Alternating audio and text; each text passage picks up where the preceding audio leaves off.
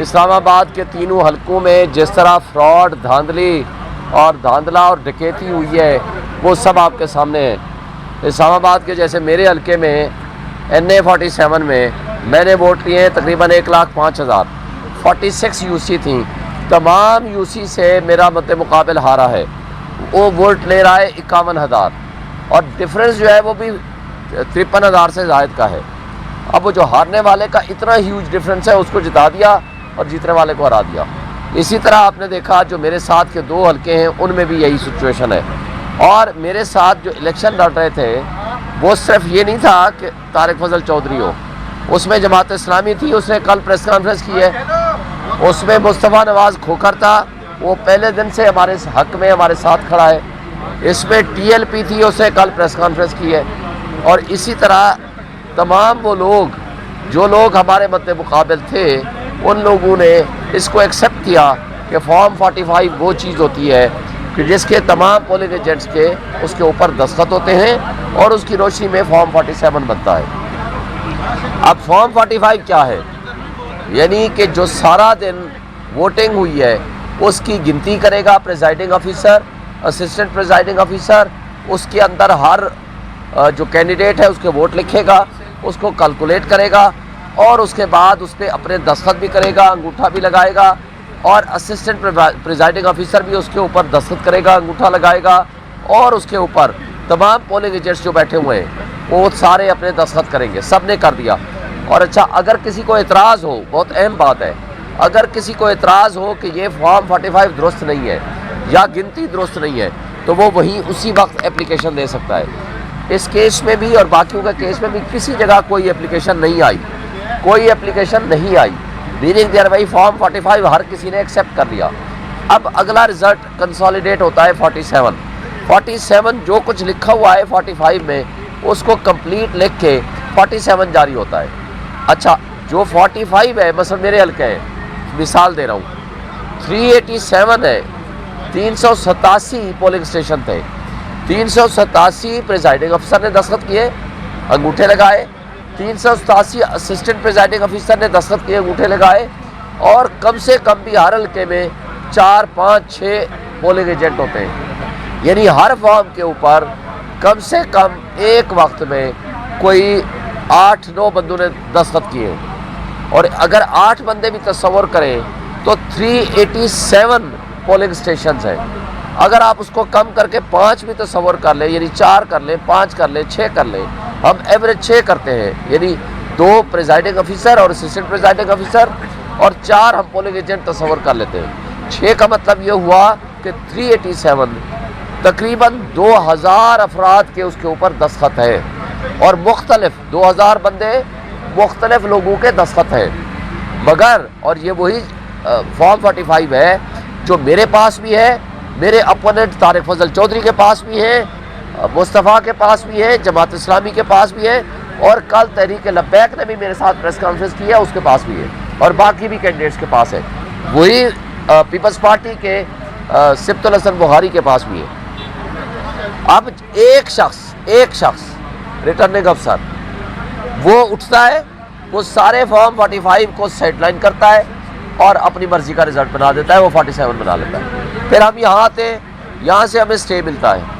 اور ریٹرننگ افسر مجھے لکھ کے دیتا ہے، رائٹنگ میں آرڈر دیتا ہے، پوری میڈیا کو میں نے اس دن دکھایا تھا، رائٹنگ میں آرڈر دیتا ہے کہ پوسٹ پون ہو گئی ہے کنسلٹیشن پروسیس، ہم نے روک دیا ہے۔ وہ رائٹنگ میں آرڈر لے کے ہم چلے جاتے ہیں تو پیچھے طارق فضل کو بلا لیتا ہے، اس کے ساتھ ٹیمپرنگ کرتا ہے، سارا فراڈ کرتا ہے، میں فوری طور پر وہاں جاتا ہوں تو ہمارے پہ حملہ کر دیتے ہیں، اور ریٹرننگ افسر ہمیں اندر نہیں جانے دیتا، اور ہم یہاں آتے الیکشن کمیشن ہماری اپلیکیشن لیتا ہے، فوری طور پر اس پہ آرڈر کرتا ہے، وہ ان کو آرڈر بھیجتا ہے، لیکن ہماری کوئی نہیں سنتا۔ اور اتفاق سے اور عجیب سی بات لگتی ہے کہ الیکشن کمیشن خود سٹے دے رہا ہے، خود ان کو روک رہا ہے، اور خود کہہ رہا ہے کہ ان کے خلاف ایکشن کیوں نہیں، آپ کیوں یہ ایسی حرکتیں کر رہے ہیں، اور رات کو نوٹیفیکیشن جاری کر دیتا ہے، جس کو ہم نے ہائی کورٹ میں چیلنج کیا، اور ابھی وہ آرڈر ریزرو ہو گیا ہے، ہم امید رکھتے ہیں کہ نوٹیفیکیشن وہ سیٹیسفائیڈ ہو جائے گا۔ اب اسی طرح پورے پاکستان میں بہت بڑی تھمبنگ میجورٹی کے ساتھ PTI جیتی ہے، ہر حلقے میں جیتی ہے، فارم 45 موجود ہے، آج جو کچھ ہو رہا ہے، میں ایک صرف ڈی جی خان کی بات کرتا ہوں ضلع کی، وہاں لغاری کو جتایا گیا، سجاد میارچینا وہ بڑی لیڈ سے جیت چکا تھا فارم 45 کے حساب سے، مگر اس کو ہرا دیا گیا، اور وہ زرتاج گل زبردستی بڑی مشکل سے مار کٹائی ہونے کے باوجود وہ اپنا رزلٹ لینے میں کامیاب ہو گئی۔ ہمارے وہاں اقبال ثاقب صاحب ہیں، انہوں نے بھی ایم پی اے کے کینڈیڈیٹ تھے، ان کو ہرایا گیا، مخالف کو جتوایا گیا۔ اسی طرح اقبال وڈانی تھے، ان کو بھی ہرایا گیا۔ اور میرے ساتھ موجود ہیں علی محمد کھلول صاحب، علی محمد کھلول صاحب میرے پاس موجود ہے۔ یہ ان کا حلقہ تھا NA-184، یہ جیتے ہیں جناب 50,000 کی لیڈ سے، یہ آپ کے 1,13,000 سے 1,13,000 اس کے ووٹ تھے 45 فارم 45 کے مطابق۔ ان کے اپوننٹ نے ووٹ لیے 64,000 64,000، 50,000 کی لیڈ سے جیتا ہوا بندہ، اس کو ہرا دیا۔ اور یہی حال پورے آپ ڈی جی خان ڈویژن میں ہے، پنجاب میں ہے، اور بہت ساری کراچی میں ہے، بہت ساری جگہوں پہ۔ اب میں سوال یہ کرتا ہوں کہ جو لوگ کل آپ نے وہ اترے ہوئے چہرے، وہ فراڈ، وہ کرپٹ مافیا آپ نے اکٹھے بیٹھے ہوئے دیکھا، جس کو PDM-2 کی شکل آپ کہہ سکتے ہیں۔ PDM-1 نے جو اس ملک کی تباہی اور تباہی کی ہے اور جڑیں کھوکھلی کی ہیں، وہ اب PDM-2 جو کہ جس کو حقارت کی نگاہ سے دیکھتے ہوئے عوام نے مسترد کر دیا، اب اشرافیہ کو اور اس بدماشیہ کو ہمارے اوپر مسلط کیا جا رہا ہے۔ اب میں یہ کہتا ہوں کہ جو فراڈ، فورجری اور بےایمانی اور ڈکیتی ان لوگوں نے کی ہے،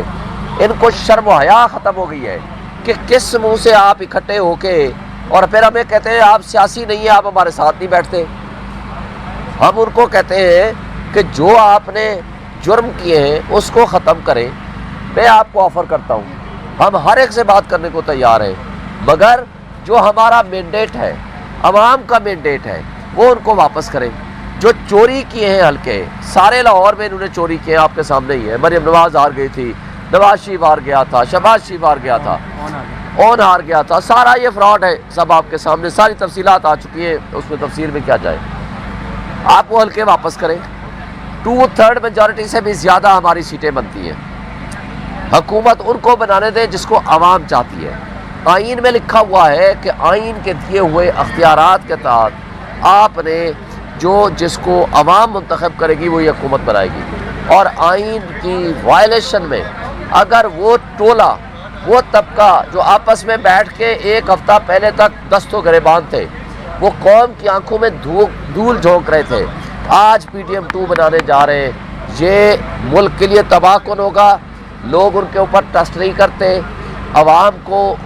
ان کے اوپر ٹرسٹ نہیں ہے، اوورسیز کو ان کے اوپر ٹرسٹ نہیں ہے، انٹرنیشنل ورلڈ ان کے اوپر ٹرسٹ نہیں کر رہی، کوئی انویسٹمنٹ نہیں لائے گا، اور ان کو اگلے ہی مہینے 2 مہینے میں $24 بلین کی واپسی کرنی ہے۔ ان کے پاس کوئی روڈ میپ نہیں ہے۔ جب دیکھیں پبلک سپورٹ سے گورنمنٹ آتی ہے